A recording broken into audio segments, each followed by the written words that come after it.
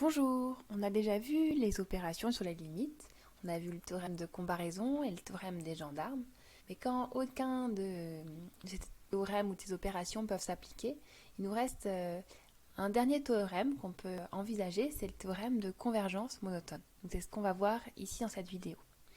Alors, ce qu'on sait déjà, c'est que il y a des suites qui sont croissantes, qui divergent et d'autres qui convergent, et pareil pour les suites décroissantes, certaines divergent et d'autres convergent. Par exemple, on a déjà rencontré celle-ci. Donc c'est une suite qui est croissante et qui converge vers 3. Mais on connaît aussi plein de suites croissantes qui divergent vers plus l'infini, par exemple un égale n ou vn égale n carré. Donc, a priori, la croissance n'est pas un critère pour dire si la suite va converger ou non, et la décroissance non plus. Alors, ce que nous dit le théorème de convergence monotone, donc monotone, ça vient de la monotonie, c'est-à-dire soit être croissant, soit être décroissant, c'est que si on rajoute un argument en plus, alors là, on va avoir la convergence. Donc, si une suite est croissante et majorée, c'est important le majorer, parce qu'on a bien vu que si ce n'était pas le cas, on n'avait pas forcément la convergence. Si on a une suite décroissante et minorée, alors elle converge. Et puis par contre, si on sait que la suite elle est croissante et non majorée, alors elle diverge vers plus l'infini. Et si elle est décroissante et non minorée, alors elle diverge vers moins l'infini. Donc ça, c'est les trois cas du théorème de convergence monotone.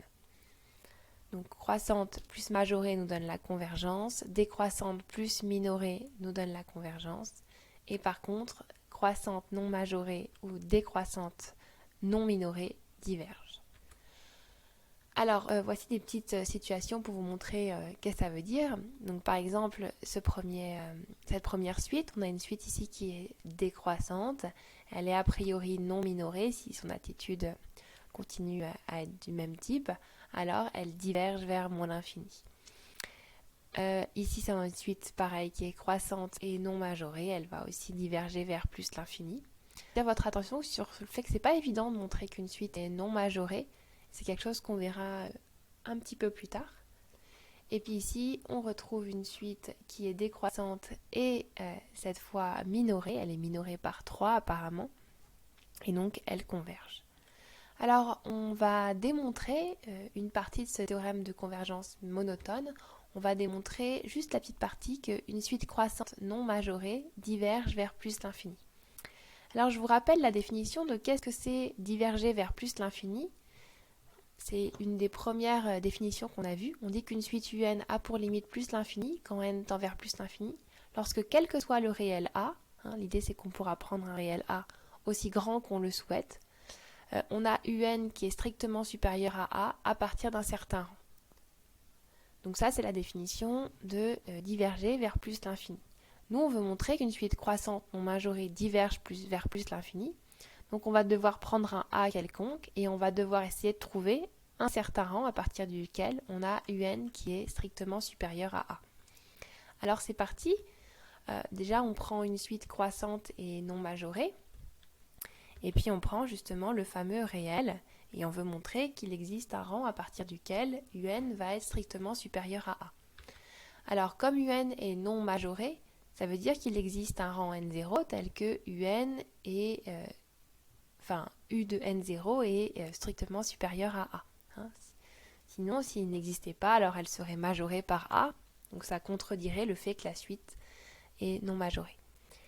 Alors maintenant qu'on a trouvé un premier rang n0, comme la suite elle est croissante, pour tous les n supérieurs à n0, on va avoir un qui est supérieur à u de n0. Et donc comme on sait que u de n0 est supérieur à a, on va pouvoir garder la première partie et la dernière partie de notre égalité. On va avoir que pour tout n supérieur à n0, un est strictement supérieur à a. Et donc ça, c'est exactement la définition de diverger vers plus l'infini. On a trouvé un rang à partir duquel un est strictement supérieur à a. Ça veut dire que la limite de un, c'est plus l'infini. Alors on fait attention avec ce théorème de convergence monotone, il est très utile dans beaucoup de situations où justement on n'arrive pas à voir la limite, on n'arrive pas à essayer les opérations ou à comparer, encadrer, etc. Mais par contre, il ne nous donne jamais quelle est la limite. puisque on sait qu'il n'y a pas unicité dans le majorant, dans le minorant, et donc en aucun cas le majorant que vous obtenez ou le minorant que vous obtenez, ça va être votre limite. Parfois oui, hein, mais il n'y a aucune raison puisqu'il y en a une infinité. Donc le théorème, il assure la convergence, mais il ne nous dit pas de quelle limite. Et ça, parfois, c'est un petit peu problématique. Quand c'est des suites complexes, on a la convergence qui est garantie, et puis souvent on utilise des ordinateurs ou des choses comme ça pour essayer de l'approcher. Mais en tout cas, on n'a pas toujours les moyens de trouver la limite d'une suite, même si on est assuré qu'elle converge. Alors regardons maintenant dans un exemple comment on applique tout ça. Donc on va prendre une suite qui est définie par n-1 sur n plus 4, donc elle est définie de manière explicite. On va montrer qu'elle est majorée par 1, qu'elle est croissante et en déduire qu'elle converge. Alors commençons par le fait qu'elle soit majorée par 1. Alors en mathématiques, on ne sait pas trop montrer que une expression est majorée par un nombre ou minorée par un nombre quelconque. En mathématiques, ce qu'on sait très bien faire, c'est les études de signes. On sait bien dire quand c'est positif ou quand c'est négatif. Donc l'idée, c'est de se ramener à ça. Donc montrer que c'est majoré par 1, ça veut dire que un est inférieur à 1. Et bien en fait, ce qu'on va faire, c'est qu'on va montrer que un moins 1 est inférieur à 0.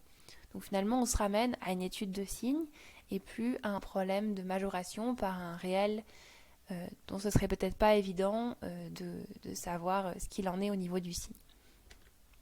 Alors on prend un n quelconque, on regarde ce que c'est un moins 1, donc ça fait n moins 1 sur n plus 4 moins 1. Donc là, il y a une mise au même dénominateur à faire. Et puis, si on simplifie les calculs, il reste moins 5 sur n plus 4. Je suis allée vite, je vous encourage à mettre pause et à essayer de refaire les calculs par vous-même à votre rythme. Donc là, je vous rappelle que nous, on aimerait regarder le signe de un-1, puisque si on montre que c'est bien négatif, alors ça veut dire que un est inférieur à 1. Moins 5 sur n plus 4, c'est clairement de signe négatif. Donc on a un-1 qui est négatif pour tout n, et donc un est majoré par 1. Dans un deuxième temps, maintenant, on va montrer que un est croissante. Donc on va utiliser la méthode habituelle. On va étudier le signe de un plus 1 moins un pour un n quelconque. Et on va essayer de voir si cette différence est positive ou négative. Donc c'est parti.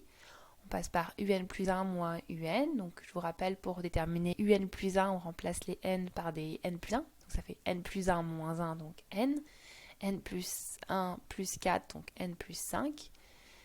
Et puis ici, encore une fois, comme on veut étudier le signe, on va mettre au même dénominateur. Pareil, je vais vite, je vais même vous mettre directement la simplification, donc je vous encourage à mettre pause et à essayer de faire le calcul par vous-même pour voir si vous y arrivez. Et on trouve 5 sur n plus 4, n plus 5. Et donc finalement, un plus 1 moins un, c'est un rapport qui est strictement positif pour tout n. Et donc on en déduit que la suite un est strictement croissante. On peut passer à la dernière question, en déduire la convergence de un. Donc là, on va utiliser le théorème de convergence monotone. On va dire qu'on a trouvé une suite qui était croissante, qui était majorée. On a montré que 1 est un majorant. Et donc, d'après le théorème de convergence monotone, elle converge. Mais par contre, rien ne nous dit qu'elle converge vers 1 ou vers autre chose, ça on ne le sait pas.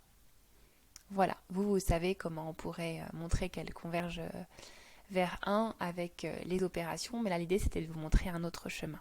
Voilà, je vous encourage à essayer de refaire cet exemple tout seul, sans la vidéo, et puis relire la démonstration et voir si vous arriviez à la refaire.